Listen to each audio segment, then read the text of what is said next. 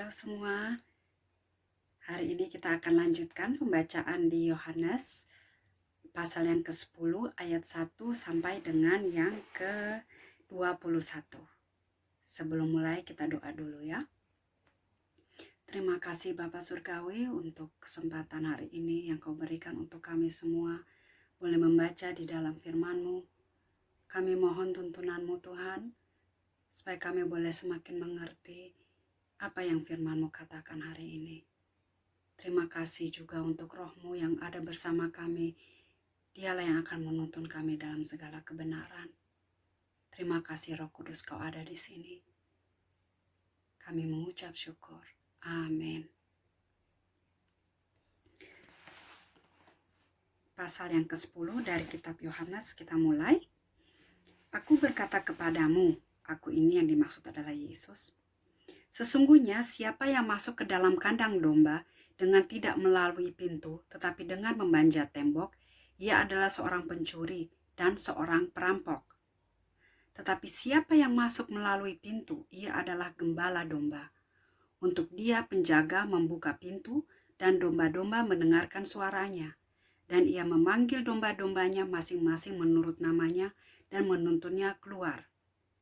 Jika semua dombanya telah dibawanya keluar, ia berjalan di depan mereka dan domba-domba itu mengikuti dia karena mereka mengenal suaranya. Tetapi seorang asing pasti tidak mereka ikuti. Malah mereka lari daripadanya karena suara orang-orang asing tidak mereka kenal. Ya, jadi di sini Tuhan Yesus menjelaskan bagaimana hubungan seorang gembala dengan domba-dombanya. Jadi kita yang tidak mengerti tentang peternakan perdombaan, di sini Tuhan Yesus memberikan penjelasan karena ini adalah perumpamaan. Dan perumpamaan ini akan dia jelaskan secara mendalam di ayat yang berikutnya. Ayat yang ke-6, itulah yang dikatakan Yesus dalam perumpamaan kepada mereka. Jadi mereka ini yang dimaksud murid-muridnya, juga untuk orang-orang Farisi dan orang Yahudi yang pada saat itu sedang mendengarkan dia. Itulah yang dikatakan Yesus dalam perumpamaan kepada mereka. Tetapi mereka tidak mengerti apa maksudnya. Ia berkata demikian kepada mereka. Maka kata Yesus sekali lagi. Nah, sekarang dia memberikan penjelasan lebih dalam lagi apa yang dia maksud. Aku berkata kepadamu, sesungguhnya akulah pintu ke domba-domba itu. Semua orang yang datang sebelum aku adalah pencuri dan perampok, dan domba-domba itu tidak mendengarkan mereka. Akulah pintu.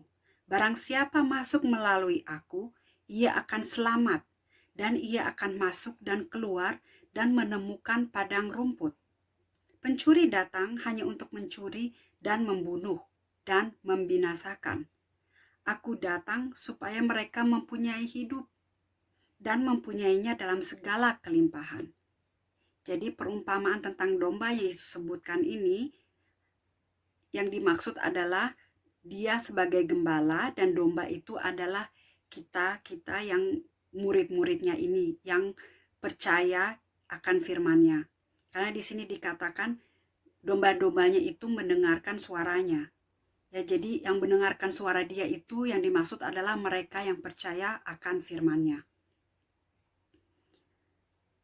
Jadi kalau domba yang jahat, nah itu akan dijelaskan berikutnya. Ayat ke-11. Akulah gembala yang baik. Gembala yang baik memberikan nyawanya bagi domba-dombanya. Sedangkan seorang upahan yang bukan gembala dan yang bukan pemilik domba-domba itu sendiri, ketika ia melihat serigala datang, meninggalkan domba-domba itu lalu lari. Sehingga serigala itu menerkam dan mencerai-beraikan domba-domba itu. Ia lari karena ia seorang upahan dan tidak memperhatikan domba-domba itu. Akulah gembala yang baik, dan aku mengenal domba-dombaku, dan domba-dombaku mengenal aku. Sama seperti Bapa mengenal aku, dan aku mengenal Bapa, dan aku memberikan nyawaku bagi domba-dombaku. ada lagi padaku domba-domba lain yang bukan dari kandang ini. Jadi yang dimaksud domba-domba yang lain ini adalah, ya jadi pertama Tuhan Yesus itu datang kepada bangsa Israel, itu yang dimaksud dengan domba-domba yang pertama. Dan yang lain ini adalah domba-domba yang bukan kaum Yahudi, tetapi yang disebut orang kafir, yang kemudian percaya kepada Yesus, itu juga termasuk dalam domba-dombanya juga. Ini yang dimaksud di sini.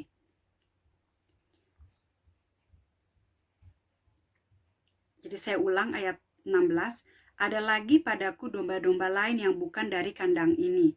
Domba-domba itu harus kutuntun juga, dan mereka akan mendengarkan suaraku, dan mereka akan menjadi satu kawanan dengan satu gembala. Ya, satu gembala ini adalah Yesus Kristus. Bapa mengasihi aku, oleh karena aku memberikan nyawaku untuk menerimanya kembali. Tidak seorang pun mengambilnya daripadaku, melainkan aku memberikannya menurut kehendakku sendiri. Aku berkuasa memberikannya dan berkuasa mengambilnya kembali. Inilah tugas yang kuterima dari Bapakku. Maka timbullah pula pertentangan di antara orang-orang Yahudi karena perkataan itu. Banyak di antara mereka berkata, ia kerasukan setan dan gila. Mengapa kamu mendengarkan dia? Yang lain berkata, itu bukan perkataan orang yang kerasukan setan. Dapatkah setan memelaikan mata orang-orang buta? Ya, jadi jelas Tuhan Yesus di sini mengatakan bahwa dia adalah gembala dan mereka yang percaya kepadanya adalah domba-dombanya. Jadi perumpamaan tentang gembala dan domba, domba secara hewan itu hanya mendengarkan gembala yang mengurus mereka. Jadi kalau ada orang lain yang mencoba untuk mengembalakan domba-domba ini nggak akan mendengarkan mereka. Ya, jadi karena mereka tahu ini bukan gembala yang biasanya memberi mereka makan, yang memberi mereka minum, yang mengembalakan mereka ke padang rumput. Ya, jadi mereka itu kalau dengar suara lain mereka nggak akan ikuti. Jadi perumpamaan ini ditransferkan Tuhan Yesus kepada manusia, jadi yang memberikan gambaran supaya jelas. Ya, jadi Tuhan Yesus itu biasanya menggunakan perumpamaan untuk menjelaskan firman-Nya itu supaya orang-orang yang mendengarkan bisa lebih mengerti apa yang dia maksud. Ya, jadi Tuhan Yesus bilang, akulah gembala yang baik. Domba-dombaku akan mendengarkan suaraku. Jadi kalau kita yang percaya kepada Tuhan Yesus, yang percaya akan firman-Nya, itu pasti akan mendengar suaranya. Di saat Tuhan Yesus berfirman, kita pasti akan dengar. Nah, itu keputusan kita di saat kita mendengar, apakah kita mau taat atau tidak. Di saat kita taat, berarti kita mengikuti suara gembala kita. Kita percaya, makanya kita taat, kita mengikuti jalannya, dia akan membimbing kita ke padang rumput yang hijau, kepada kehidupan yang kekal. Jadi bukan nanti kehidupan kekal di akhirat, tetapi di saat ini juga dia menuntun kita kehidupan yang kekal. Meskipun banyak rintangan, banyak masalah, tetapi kalau gembala kita ada bersama-sama dengan kita, kita percaya apa yang dia lakukan, dia menuntun kita kepada jalan yang benar, maka masalah-masalah ini itu tidak akan membuat kita menjauhi dia, tapi justru kita semakin dekat dengan dia, semakin akrab, dan dia akan di saat keadaan itu kritis, dia nggak hanya membimbing kita, tapi dia akan menggendong kita. Mungkin kita tidak merasakannya pada saat itu, tetapi itulah yang dia lakukan, karena ada tertulis di firman-Nya bahwa Allah itu menggendong kita. Ya, jadi kita hari ini yang sedang dalam keadaan bimbang, ragu, kesulitan, percayalah bahwa Yesus itu adalah gembala yang baik. Dia tidak akan membiarkan domba-dombanya tersesat atau kelaparan atau kehausan. Jadi percayalah hari ini, kalau kamu dalam kesulitan, datang kepada Yesus. Dialah gembala yang baik. Oke, sampai besok. Tuhan berkati. Dadah.